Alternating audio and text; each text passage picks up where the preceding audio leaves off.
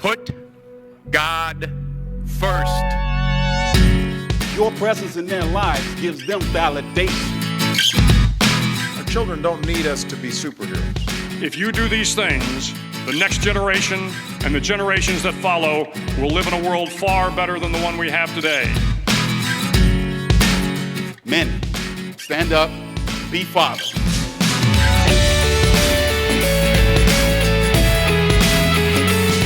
Hey guys, it's Mark, your host and founder of The Inspired Legacy. As always, this is the show that equips and inspires men just like you to unleash your inner lion and reveal your true purpose as spiritual leaders in your home. And today, I've got a fun episode. I've been looking forward to this episode for weeks. Today, we're going to be diving into a topic that I not only find fascinating, but incredibly relevant given where I'm at in my own fatherhood journey. If you've listened to the show for a while, you've probably heard me mention that I have a 10-year-old son. And I've raised 2 daughters. Raising daughters is amazing. There's something special about a father-daughter relationship. But at the same time, as a dad, raising a son is unique. We're raising men, right? And if you know your Bible, you understand that men have a unique place in our society. We're called to lead. We're called to serve. We're called to be strong, courageous, and to be the head of the household. Now, obviously, women can be all of those things. In fact, many of them are. But it's undeniable that these are responsibilities that God has placed squarely on the shoulders of men. And so as a dad, we're responsible to train up our young boys to not only embrace these ideals, but to ensure that they're planted in solid ground and equipped to not only, live this out, but, go against all of the noise that's out there in the world that's virtually telling them to live in the complete opposite direction. So for literally millennia, one of the tools man has used to sort of capture the attention of our young boys, prepare and catapult them into the various stages of their life, has been a rite of passage. And today I have a guest who is an expert in rites of passage. His name is Tim Wright. He's a pastor, best-selling author on the topic, and I have him on the line with me right now. Tim, welcome to the show. Did I miss anything there? No, you overstated a few things about my brilliance, but that's okay. We'll let it go. Well, right off the bat, I always like to let you guys, my guests, that is, kind of give your dad bio. What have you got going on at home in terms of marriage, maybe grandkids? Give us a slice of your life at home. Sure. Well, my wife and I just celebrated our 40th wedding anniversary a couple months back. Congratulations. Thank you. We met in high school, so we dated about 4 or 5 years. So we've known each other a long, long time now. And love each other more today than we ever did. So our marriage has been good, and we have 2 kids. My daughter will be celebrating her 40th birthday coming up in the fall, and she and her husband have 2 children. So they have a son, Judah, who is 9, and their daughter, Matilda, will be turning 5 here in a couple weeks. Oh, that's fun. And then my son, Mike, just turned 37. And he and his wife, Amber, have 3 children, Clover, Phoenix, and Decker. So we have 5 grandkids, and they all live within about 5-10 minute drive of us. And so we are really, really blessed to have our family close by and to be able to enjoy watching our grandkids grow up. It's been, parenting is fantastic. And then just imagine it's even better when you're doing grandkids. So that's kind of where we're at in our lives right now. Fantastic. Yeah, I can relate to some of that. A lot of that, actually. I married my high school sweetheart as well. I'm sure my listeners have heard me tell this story before. But I am also a new grandpa. My wife and I got an early start. And our oldest daughter got married a couple years ago, and they didn't wait too long, and they had their first child last. It's amazing, isn't it? It's amazing. It's fun. Like you said, it's fun and rewarding to raise your own kids, but it's amazing to watch your own child become a parent, not just a parent, but a really great parent. It's been a lot of fun. Well, again, thanks for your time today. Like I said, I'm excited for this topic. I just find it so applicable to where I'm at with my son. And so I'm curious, where did your interest in a rite of passage come from? Did you do it with your own kids, or is it something that you picked up elsewhere? No, really what happened was I had been at a large Lutheran church for 22 years, and then that church decided to start a new church, and I became the pastor of that new church. And one of the things I one of the books I read almost immediately was a book by David Murrow, who is now a friend of mine, called Why Men Hate Going to Church. And I was so captivated by what he was saying, and it really forced me early on now in the start of our new church, which was 15 years ago, to really look at how we were doing church, and were we creating barriers that kept men away, which a lot of churches do unknowingly. And that led me to a man by the name of Michael Gurian. Michael Gurian, for the last 30 plus years, has been training educators and parents in the brain science behind the way boys and girls learn. And I wrote him an email and said, I would like to talk to you about how we can do a better job with our boys here based on your learnings, your insights of brain science. And he responded right away. He's a New York Times best-selling author, and we became friends through the process. And he had just written a book on rites of passage. And so one of the projects that we worked on together, this was about 13 years ago now, we started writing a rite of passage program based on his book for the Christian community. And so we created it for churches to take their boys through, dads and sons together. And I learned a bunch of stuff about rites of passage from Michael and from that experience, and from reading other people. And then, and maybe if we get a chance, we'll talk about it later. I did take my son later on through a type of rite of passage, a ceremony when he became a father for the first time. So that's sort of how I got into it. I sort of stumbled into it. I wasn't really all that aware of the importance of rites of passages for boys, and but man, I'm sold on it now. Yeah, and I think you're right. It is absolutely important, but for some reason we don't do it, or you don't see it as much as you used to. No, we don't. It's really become a lost art, and just for the sake of all of us being on the same page, a rite of passage is a strategic process of mentoring a boy into manhood. And it can take on a lot of different forms. But there are some basics that go along with it. There's mentoring by a group of men, often dad at the center, but other men as well. There's learning, there's action, there's challenge. The boys are called to face certain challenges. And once they've sort of completed that process, however long it is, then there's some sort of ceremony to mark the moment when he passes from boyhood into manhood. Now, the reality is that no boy instantly becomes a man through rite of passage. Sure. It's really to start to set it up for him. So for Michael Gurian, he comes from a Jewish background, so the bar mitzvah is their rite of passage for young men, and now they have bat mitzvahs for girls. And in that process, a young boy will study Hebrew for 2 or 3 years, and then he will lead a 3-hour worship service in Hebrew. Oh, wow. when he turns 13, and there's all kinds of celebrations around that. If people in your audience have watched movies or read the books, things like The Hobbit, Lord of the Rings, Harry Potter, Percy Jackson, those are all really rites of passage stories about boys facing challenges, usually being mentored by a group of men, and having to face their fears, and then coming out the other side, having learned some things about themselves, and beginning that quest to manhood, so to speak. So for whatever reason, we've sort of lost sight of how important those are. The Boy Scouts, in a sense, or an ongoing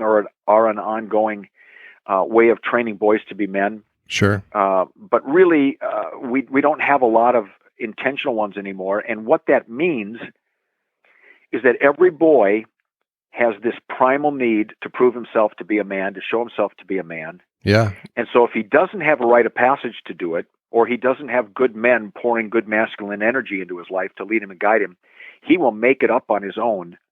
And that's when guys join gangs. That's when guys go off to college and they end up binge drinking to prove their manhood, or sleeping around. They have to find a way to prove that they're men. And if they don't get good men showing them how, they'll turn to their friends who have no idea what they're doing, and they'll make it up as they go and miss badly.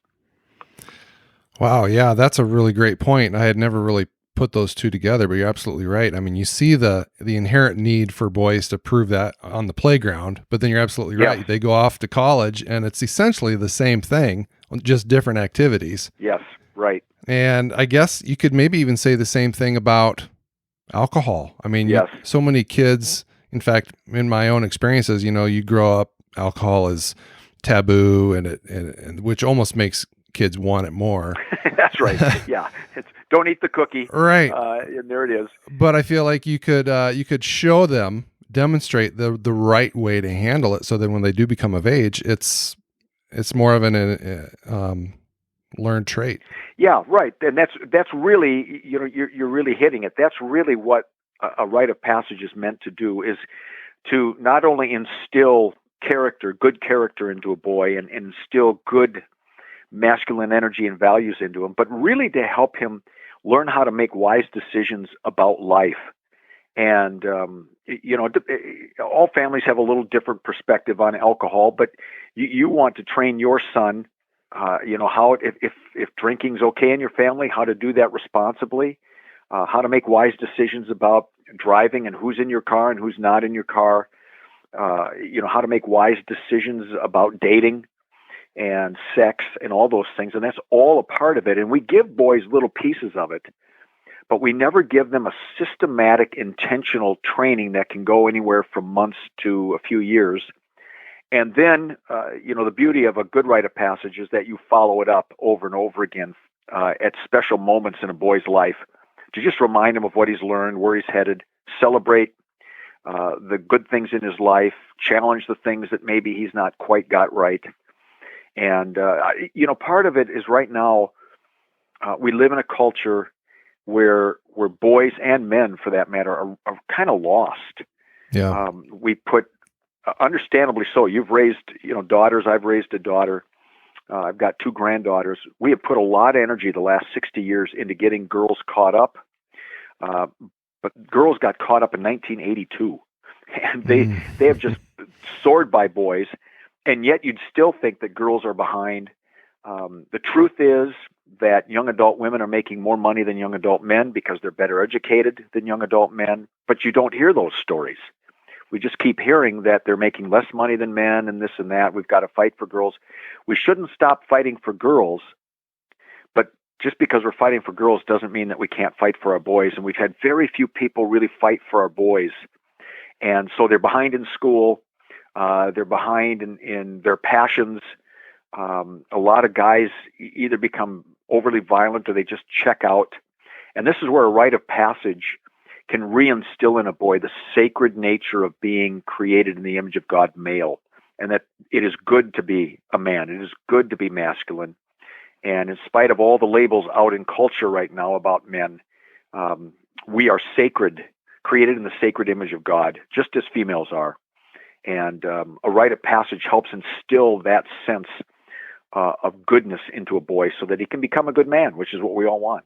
Oh man, that is such good stuff. And you're right. That conversation specifically around being a good man, it feels like it's becoming harder and harder to have that conversation in public anyway, because like you said, there is that term, toxic masculinity. Yep. And so when we try to lift up the traditional aspects of being a man, I feel like you kind of run the risk of being shunned a little bit for promoting those things.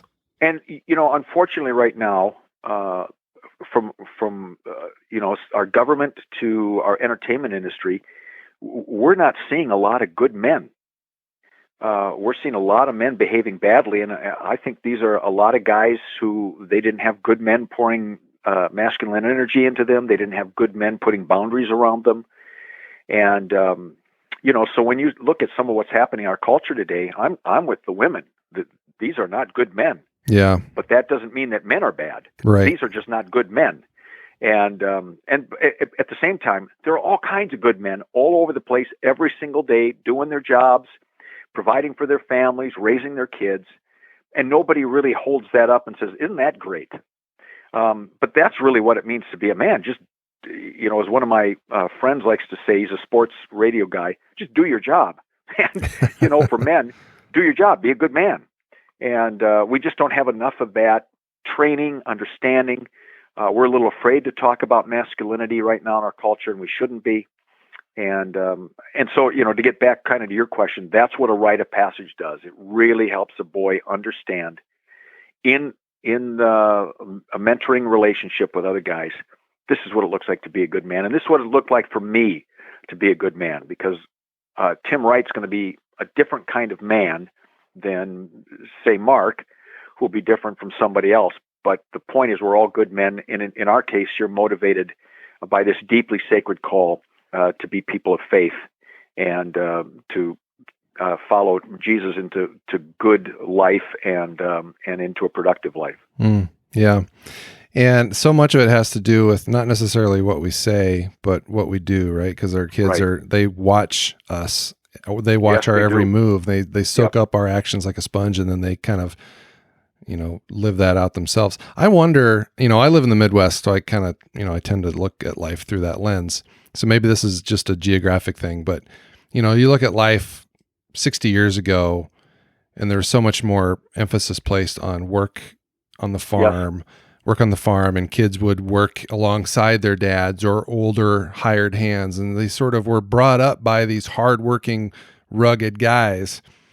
And in terms of a work ethic, I guess you just don't see that today. So could those activities have been looked at as a rite of passage, where you get to a point where you're able to drive the tractor, and now you're able to do this and that. And what you're intuiting there, and I grew up in the Minneapolis area, so I have that good Midwest sensibility about me, but I wasn't raised on a farm. I was raised in the city. But there have been a lot of really well done studies about the impact of moving from that sort of agrarian culture, where boys and girls, for that matter, were really this is what it looks like to work. You join me, you work with me. Eventually, you take over the business, and how that was changed when dads, in particular, started going off, leaving their homes and going off to the factories to work, and what that did to fatherhood in some ways, what that did to the raising of men. There's a lot of really good sociological studies on that very thing, which just makes rites of passage all that more important, because we don't have those opportunities. Now, for some people, sports can play that role. Sure, yeah. And we've become a really sports-obsessed culture. I think part of the reason for that is that people are looking for boundaries for their kids. When you're playing football or you're playing baseball, there's certain things that you need to do. There's certain character qualities you want. You got to build teamwork, but those only give you just a little piece of it. A rite of passage is really in depth. It's looking at all of life, not just how to be a teammate, not just how to win or lose. And sometimes, sports can be just the opposite of building good men. If you get people who, all they care about is winning, rather than nurturing the souls of our boys or our girls, that can be detrimental as well. So, I think you're spot on that, there was a time in our history where rites of passage happened a bit more naturally. But even so, even in those cultures where boys were working alongside dads, a lot of those cultures still had these intentional rites of passage, in part because they wanted to, as a community, celebrate when a boy transitioned into manhood and be able to have that boy stand up publicly and say, "You are now a man, and we recognize you as a man." And that does something to a guy. When the community looks at you and they just say, "You're a man, you're a good man, we're proud of you." And your life changes when people pour that into you. Absolutely. And I think that's an inherent trait of men, right? We want to feel respected and valued. And I think that point in time of a rite of passage does that. It kind of scratches that itch a little bit. Yes, it does. Yes, it does. And we talk a lot, Michael and I talk a lot about father wounds and father holes that a lot of guys have because dad hasn't been around or dad hasn't, really been available emotionally. And how important it is for those boys, but really for all men, all boys, to hear from a man that he trusts those words: "I'm proud of you, and I love you, and you're a good man." And to just have someone look you in the eye and say that to you can really transform the way that a boy sees himself and begins to live his life. Are you familiar with Dr. Warren Farrell? Oh, yes, I am. Yeah. In fact, Michael Gurian and Warren Farrell are very, very good friends and have been trying for years to get the White House to recognize boys as an issue, not just girls. But yes, his book on the boy crisis, Warren Farrell's book on the boy crisis, is an absolute must-read for anybody raising boys or working with boys. I totally agree. He was actually a guest on the show last year, and everything, I mean, I just kind of turned the mic over to him, and he just ran. Everything that comes out of his mouth is just so profound, and I think there's so much of what he has to say overlaps and has direct implication in what we're talking about today. Yes, and we all come sort of from that same perspective that our boys are in crisis. And there just are some very normal things. There's sort of those duh moments. Well, of course, boys need that, but we have spent so much time almost deconstructing masculinity that we don't know about these things anymore. That seems so simple, but we have to recover them again. And he's just passionate about it, and a good writer at that as well. His book is a long book, but it's a good, easy read in terms of his writing style, but it's got a depth that will keep you coming back again and again to it. Yeah, for sure. It's important work. Okay. I got to get to some of my questions that apply to my son here. So I got some key takeaways. So knowing that my son is 10, is that too young to start thinking about a rite of passage, or what is a good age or ages for a rite of passage? A good age for a rite of passage, usually for a boy, is going to be around the time he turns 13. Okay, so I got some time. So it's going to depend on the boy, but for the program that Michael and I wrote for churches, for example, we use it at our church every year. I usually try to get boys somewhere 7th, 8th, and 9th grade. After about 9th, 10th grade, the stuff that we're doing is a little young for them. And so we created something else for boys when they're 16 or over. But 12, 13, 14, maybe 15 is about the age that historically, people have sort of looked at boys and said, this is a turning point for them. Now, our culture's changed dramatically. Most guys aren't actually seeing themselves as men until they turn 30. But they're moving into that really important stage of life called high school and then college. And you want them to be equipped for that before they head in. Yeah, I laughed there, but you're absolutely right. Because you go through your 20s, you think you got everything figured out, and then you hit 30 and you realize, whoa, I really didn't know anything. Yeah, right. Let's wait till you get to your 60s. Okay, so the kind of those junior high years, it's just those really impressionable years. Yes. Okay. So here's the big question. So this includes me. For dads out there, who want to create a rite of passage for their son or their daughter, is there any kind of what you would call, I guess, like a template that they could follow from either both a secular and faith-based approach? Sure.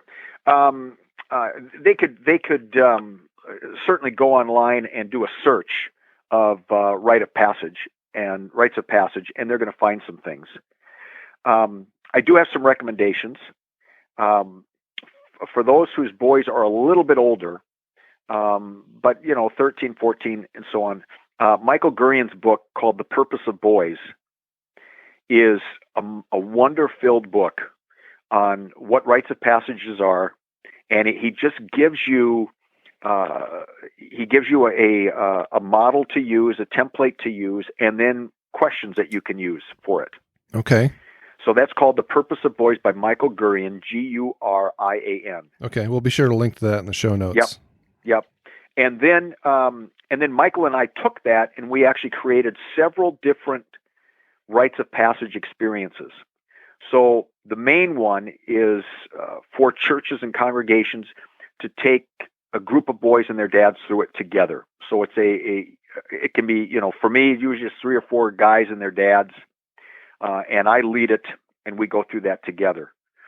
We also took that then and created a rite of passage experience that if the dad doesn't have a church doing that, dad could take his son through that. We created all the questions, and we gave some opportunities for them to do some different things with activities and so on. And we created one for faith-based dads and one for secular dads. Oh, outstanding. And that's on wonderofparenting.com. which is the podcast Michael and I do for parents, wonderofparenting.com. So if people went there, they would find it'll probably link them eventually to my website, but there's several different kinds of rites of passage for boys and for girls. So you can either do the big thing in your church, or if you're faith-based, there's one you can do by yourself, or if you're secular family, we have one for you as well. Okay. Well, that's good here. I know we've been kind of focused on boys in this conversation, but this is probably just as valuable for girls as well. It is now in the 21st century. It sure is. Yeah. We didn't usually do them because there were several things happening, particularly intuitively in a girl's body and physically. You know, girls have this monthly experience. They have a monthly rite of passage that lets them know they're becoming women. Men don't really have that. Yeah. You know, things change in our bodies, but that doesn't necessarily tell us we're becoming men. Our bodies are changing. So, but now with all the pressures that our daughters live under and all the conflicting messages, rites of passage have become very, very important. So we have written some for them as well. Tim, I know that, you know, as we think about rites of passage for our children, you know, we're trying to set them up for success in life, and that's sort of part of our legacy, if you will. Yep. And so everybody kind of has their own understanding of what legacy means. But when you hear the word an inspired legacy, or that phrase, an inspired legacy, what does that mean to you? Boy, it's such a good question. And you even tipped me off I was going to get this one. But I think for me at this point in my life, and I'll speak just for me, the legacy that I want to leave, first of all, for my kids and my grandkids, when they think about Dad, when they think about Grandpa Wright, they'll say, he was a good man. He was a man of deep faith. But more importantly than anything else, he really loved us. Mm. And he let me know that God really loves me too. No matter what, God really loves me too. And no matter where I am in my life, God's never going to let go of me. And that for me is most important. In my business life, so to speak, for lack of a better word, he was a guy who helped us help our boys and helped us help our girls. One of the best responses I've had to date. That's outstanding. Well, Tim, I want to thank you again for our time. I can't believe we blew through this episode so fast. We scratched the surface. I could talk to you about this for hours, but I want to make sure we touched on a number of resources there. Kind of summarize, where can people go to learn more about you, to learn more about rites of passages, and get their hands on these tools that you've created? Yeah, I'd send them to wonderofparenting.com, wonderofparenting.com. Michael Green and I do a podcast for parents using brain science research, and all the resources that we have created together are there. And then there are links to Michael's website and my website. But that's the best place to start, wonderofparenting.com. Outstanding. And I'll plug that podcast, you know, researching, preparing for this discussion. I did subscribe to that podcast, Wonder of Parenting. It's outstanding. So keep up the good work there. Thank you. I appreciate it. And you're doing great work too, Mark. Hey, appreciate it. The more people who are just helping our dads and our moms find good ways to build good boys and girls, the better. So thank you for doing what you do. Guys, if you got anything out of today's episode, please share it with a friend. And if you could take 5 minutes to leave a review on iTunes or whatever app you use to listen to the show, I would be extremely grateful. This podcast industry, unfortunately, still revolves around the number and quality of ratings that we receive. So the more we can get this show into the hands and the ears of those who can benefit from its mission. If you are looking to keep your act sharp, if you want to surround yourself with other guys who are concerned with a biblical manhood, check out our free and private Facebook group. You're going to find other guys there, like myself, who are, we're eager to encourage others. We want to support you guys. We want to help hold you accountable and help you grow in your spiritual and Christian walk, help you grow in your faith. There's a link to that. There's a link to the Facebook group in the show notes of this episode. Thank you again for listening. Please subscribe, leave a review, and share our message, because when we work together to lift up fatherhood, we're going to change the world one dad at a time. Until next time, live inspired.